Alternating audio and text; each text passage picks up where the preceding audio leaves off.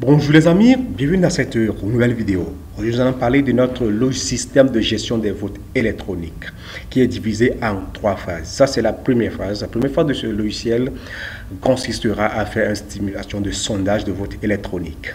Les gens vont me poser la question, est-ce que les résultats de cette application peut être considérés à 100%? Avec la troisième phase, oui, mais la première version ne peut pas être considérée à 100%. Puisque ça, déjà, ce que je vous présente, c'est juste pour le présidentiel 2019 au Sénégal. Nous avons des associations qui nous ont contactés et qui veulent utiliser cette application comme sondage pour pouvoir avoir les tendances avant les élections.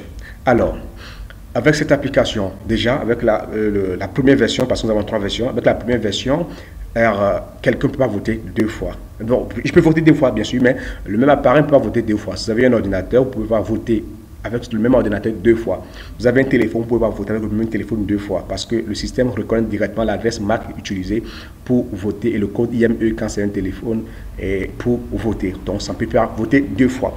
Alors, qu'en est-il alors de la sécurité? C'est bien sécurisé. Mais la seule différence, c'est que quelqu'un qui a 2 appareils, il peut voter 2 fois. Donc, c'est pourquoi, voilà un peu la limite de la première version de l'application.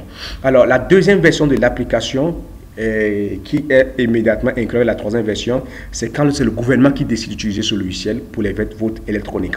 Donc ça veut dire que quoi? Et qu'il faut impérativement que la liste des électeurs soit informatisée. Par exemple, au Cameroun, vous avez ELECAM, et les cartes électeurs au Cameroun sont déjà informatisées. Alors nous pouvons nous connecter à la base de données de ELECAM, de telle sorte que quand un électeur arrive avec sa carte, on peut scanner directement sa carte, ça lui donne l'accès à la plateforme et il peut voter. Donc l'accès ne peut pas avoir lieu 2 fois.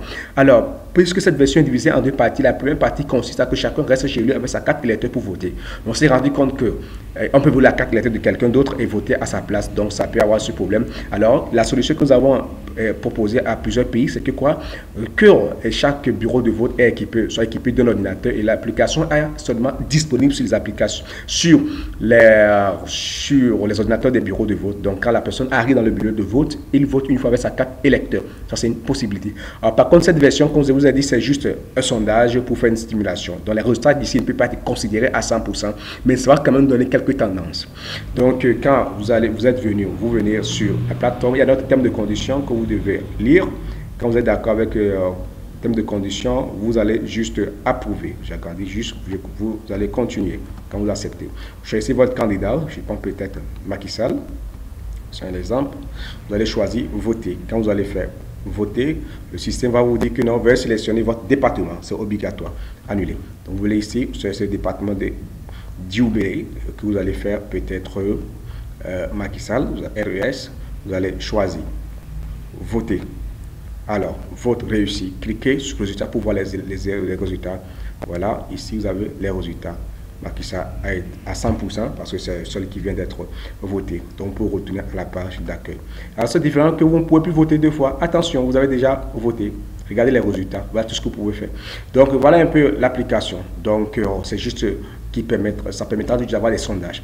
Donc, la version est disponible en iOS pour les iPhones, en Android pour ceux qui ont dans Play Store, pour ceux qui ont la version Android dans Windows Market, pour ceux qui ont la version les Windows Phone, et bien sûr sur les plateformes web pour ceux qui veulent voter avec les machines.